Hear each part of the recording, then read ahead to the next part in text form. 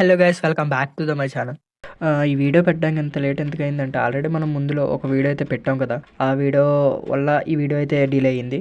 దీనికి నేను డబ్బింగ్ ఇచ్చేసి మొత్తం అంతా రెడీ చేస్తాను.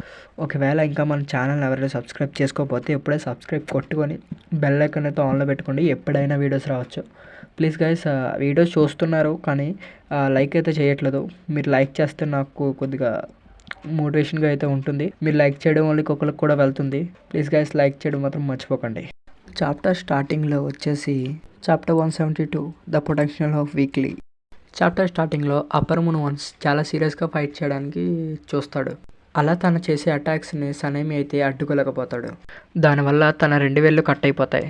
సమయానికి గ్యోమై తన అటాక్ దారి తప్పించాడు కాబట్టి 2 వేళ్ళతో వదిలిపోయింది.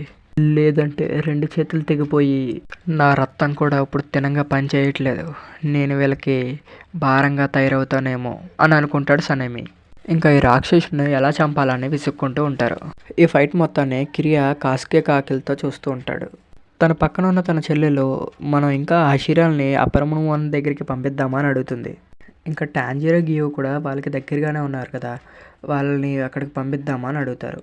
తనకి కిరియా వద్దని సమాధానం ఇస్తుంది. వద్దు, టాంజిరో ఇంకా గియోని ముజాన్ దగ్గరికి పంపించాలి. అండ్ అప్పర్ మూన్ వన్ గ్యోమై సనేమి ముచిరో గెన్యాస్ అయితే వాళ్ళని అప్పర్ మూన్ అయితే ఓడిస్తారు. మనకి కట్ చేస్తే మళ్ళీ ఫైట్లోకి అయితే వస్తాం. అప్పర్ మూన్ వన్ ఒక ఫామ్ తర్వాత ఒక ఫామ్ని అలా అవాక్ చేస్తూనే ఉంటాడు. గ్యోమై తన స్పీడ్ని పవర్ని చూసి పిచ్చిక్కిపోతాడు. Breath of the moon 8th form 9th form అలా అప్పర్ వన్ 9th ఫామ్ ఉపయోగించినప్పుడు సనేమికి చాలానే డ్యామేజ్ అవుతుంది. అయినా కూడా పట్టించుకోడు.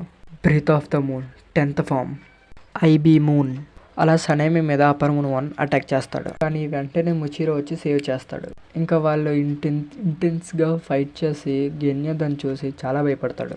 వాళ్ళందరితో పోలిస్తే గెన్య చాలా వీక్, నేనేం చేయలేను అని అనుకుంటాడు. అప్పుడు టాంజిరో చెప్పిన మాటలు మనకి గెన్యకైతే గుర్తొస్తాయి. ఇది గుర్తించుకో గెన్య, బలహీనుల యుద్ధంలో ఒక మార్పుని తీసుకొస్తారు. నేను ఇది అప్పర్ మూన్ 6th పోటీ పడినప్పుడు తెలుసుకున్నా. మన శత్రువులు ఎప్పుడు బలవంతుల దగ్గరే జాగ్రత్తగా ఉంటారు. ఒక్కసారి వాళ్ళు పోటీ పడుతున్న ఎంత బలవంతులో చూసి ఆ బలాన్ని బట్టి వాళ్ళు పోటీ పడతారు. నువ్వు బలహీనంగా ఉంటే నువ్వేం చేయలేవని నిన్నైతే లైట్ తీసుకుంటారు. అప్పుడే నువ్వు నీ సర్ప్రైజ్ అటాక్స్తో ఆశ్చర్యపరచాలి అని టాంజిరో అయితే చెప్తాడు. ఆ మాటలు గుర్తెచ్చుకున్న గెన్య ఎలాగైనా ఫైట్లో గెలాలని అప్పర్ మూన్ వన్ కత్తినైతే తినేస్తాడు. అక్కడితో ఈ చాప్టర్ అయితే ఎండ్ అవుతుంది. Chapter 173 a path opened. Chapter స్టార్టింగ్లో stone Hashira upper moon one దగ్గర ఇంకా ఫైట్ జరుగుతూనే ఉంటుంది. Breath of the stone 5th form ఉపయోగించాలని అనుకున్న గ్యోమైని upper moon one breath of the moon 16 ఫామ్తో ఉపయోగించి గ్యోమైని అటాక్ చేస్తాడు. గ్యోమైకి చిరాకు వస్తుంది. అసలు మూన్ బ్రీతింగ్కి ఎన్ని ఫామ్స్ ఉన్నాయి, నా మూమెంట్స్ ముందే చూస్తున్నాడు. వాడి స్పీడ్ని మేము అసలు మ్యాచ్ చేయలేకపోతున్నాం. వాడేదో పవర్ వాడుతున్నాడు, అదేంటది అసలు నేను చూడలేనిదేదో వాడు చూస్తున్నాడు అని గ్యోమై అయితే అంటాడు. డెమోన్ చేయలేనిది ఫుల్గా ప్రయత్నిస్తే మనిషి కూడా చేయగలడు అని గ్యోమై ట్రై చేసి చూస్తే ఒక్కసారిగా అదృశ్య లోకం అయితే కనబడుతుంది. నేను వాళ్ళ లోపల ఉన్న గుండెని పల్స్ని కూడా చూస్తున్నా, కొంపదీసిది అదృశ్య పవరా అని గ్యోమై షాక్ అవుతాడు. వెంటనే ముచిరో వచ్చి తన అటాక్ రేంజ్లోకి అయితే రమ్మని అరుస్తాడు. ప్లాన్ ప్రకారమే ఒక్కొక్కరు ఒక్కొక్క వైపు నుంచి అయితే అప్పర్ మూన్ వన్ దగ్గరికి అయితే పరిగెడతారు. అప్పర్ మూన్ వన్ ఇంకా వాళ్ళకి ఏ ఆప్షన్ లేక అందరూ ఒకేసారి వచ్చి ఫైట్ చేద్దాం అనుకుంటాడు upper moon one. Breath of the moon 14th form heavens from crescent moons అని ఒక పెద్ద అటాకే చేస్తాడు. అందరూ కింద నుంచి వెళ్ళండి, ఆ అటాక్స్ మధ్యలో ఉన్న గ్యాప్స్ నుంచి వెళ్ళండి అని అయితే ముచిరో అయితే అంటాడు. అప్పర్ మూన్ వన్ వీళ్ళంతా కావాలని ఒకేసారి రావట్లేదు, వీళ్ళకి ఏదో ప్లాన్ ఉందని అప్పర్ మూన్కి అయితే తెలుస్తుంది. చూస్తే వాళ్ళు ముందు కంటే చాలా డిఫరెంట్గా అయితే ఫైట్ చేస్తారు. సడన్గా ముచిరో వచ్చి అప్పర్ మూన్ వన్ కడుపులోకి అయితే కత్తి దింపుతాడు. గ్యోమై అయితే ఏకానికి తన భుజాన్ని ఎగరేస్తాడు. అప్పటికే అప్పర్ మూన్కి అర్థమవుతుంది నేను చూసే అదృశ్య లోకం గ్యోమై కూడా చూస్తున్నాడని. ఇంకా గెన్యా షూట్ చేయడానికి రెడీగా ఉంటాడు. గెన్యా త్వరగా చెయ్యి అని ముచిరో అరుస్తాడు. ముచిరో ముందే చెప్తాడు, నేను అప్పర్ మూన్ వన్ దగ్గరే ఉన్నప్పుడు నీ అటాక్ ఆపొద్దని. గెన్యా వెంటనే షూట్ చేస్తాడు. అక్కడితో చాప్టర్ అయితే ఎండ్ అయిపోతుంది. సో గైస్, దీని తర్వాతే తెలుసుకోవాలనుకుంటే మీరు ఇప్పుడే సబ్స్క్రైబ్ చేసుకోండి. చాప్టర్ 174 ఏ నైట్ మేర్. చాప్టర్ స్టార్టింగ్లో అప్పర్ మూన్ వన్ ఇలా అంటాడు, వీడేంటి ఇలా ఉన్నాడు, నా కథను తినేసాడా, అయితే ఇవి నార్మల్ బుల్లెట్స్ కావు. అప్పర్ మూన్ ఆలోచించే లోపలకే గెన్యా తన బ్లడ్ డెమోన్ టెక్నిక్తో అప్పర్ మూన్ 1 బాడీలో ఒక చెట్టుని అయితే మొలిపిస్తాడు. దాంతో అప్పర్ మూన్ 1 కదలకుండా ఉండిపోతాడు. మొత్తానికి గెన్యా అయితే తన సర్ప్రైజ్ అటాక్ని అయితే కంప్లీట్ చేశాడు. ఇంకా చాలా సంవత్సరాల తర్వాత అప్పర్ మూన్ 1 భయపడతాడు. ఆ మూమెంట్లో తనకి ఫ్లాష్ బ్యాక్ అయితే గుర్తొస్తుంది.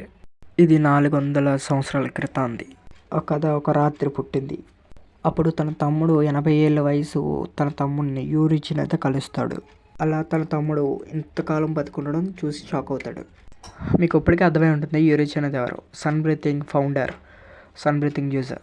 వీళ్ళద్దా అన్న తమ్ముళ్ళు. సన్ బ్రీతింగ్, మూన్ బ్రీతింగ్ అనమాట.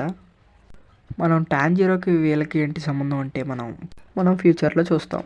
మార్క్ ఉండగా కూడా యూరిచి 80 ఏళ్ళు ఎలా బతికాడని అడుగుతాడు. దానికి యూరిచి ఇలా అంటాడు, నిన్ను చూస్తే నా గుండె ముక్కలైపోతుంది అన్నయ్య, నువ్వు డీమోన్ కింద మారిపోయావా నాకు అని ఏడుస్తాడు. డీమోన్గా మారాడు కాబట్టి తన అటాక్ తన అంతం చేయాలి అవకాశం వస్తుందని వెంటనే సిద్ధమవుతాడు. ఆ వయసులో కూడా యూరిచి స్పీడ్ అండ్ స్ట్రెంత్ చూసి ఆశ్చర్యపోతాడు.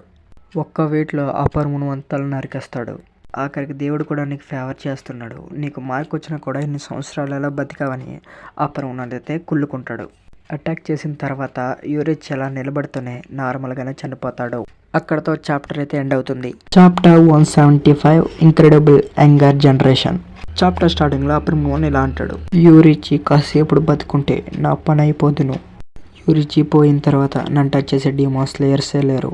నేను ఎప్పుడు ఓడిపోయింది లేదు, అలాంటిది ఇప్పుడు నేను ఇలాంటి స్థితిలో ఉన్నా. కట్ చేస్తే ప్రెజెంట్ బ్యాటిల్కి అయితే వచ్చేస్తాం. అప్పర్ మూన్ గట్టిగా అరుస్తూ చుట్టూరు ఒక మాన్స్టర్ల స్టాటస్ అయితే పంపిస్తాడు. ఊళ్ళంతా కత్తులు బయటికి చెంచుకుంటూ అయితే వస్తాయి. ఆ అటాక్లో ముచ్చిరో 2 ముక్కలైపోతాడు. గెన్యా నిలువుగా కట్ అయిపోతాడు.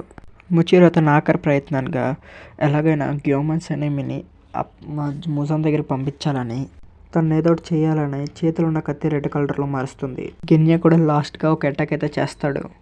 తన బ్లడ్ డీమోన్ టెక్నిక్ వాడి ఇంకో చెట్టుని అయితే మొలిపిస్తాడు. ఇంకా ప్రతి ఒక్కరు ఈ ఛాన్స్ని వదులుకుంటే ఇంకా అప్పర్ మూన్ చంపలేమని అనుకొని అందరూ అయితే ఫుల్ పవర్స్తో అయితే ప్రయత్నిస్తారు. గ్యోమై పైనుంచి ఐరన్ బౌల్ కింద నుంచి యాడ్స్తో అటాక్ చేస్తాడు. అప్పర్ మూన్ తన టెక్నిక్స్ ఇంకా వాడలేకపోతాడు. ఇంకా తనకి యూరిచితో జరిగిన ఇంకొక చిన్న బ్యాక్ స్టోరీ అయితే మనకి తెలుస్తుంది.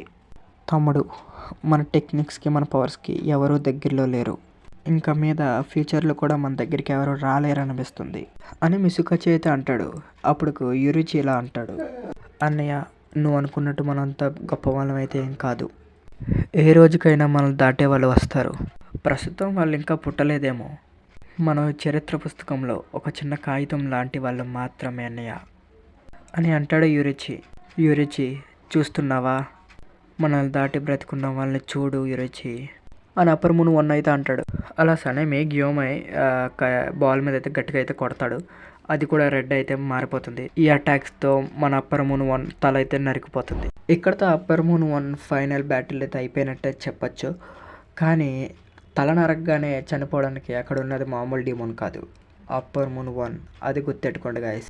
మనం ఇంకా నెక్స్ట్ వీడియోలో చెప్పే ముందు ఇవాళ ఈ వీడియో క్వశ్చన్ ఏంటంటే, కురామాకి ఎంతమంది జింజురికులు అయితే మారారు తెలిస్తే కామెంట్ చేయండి.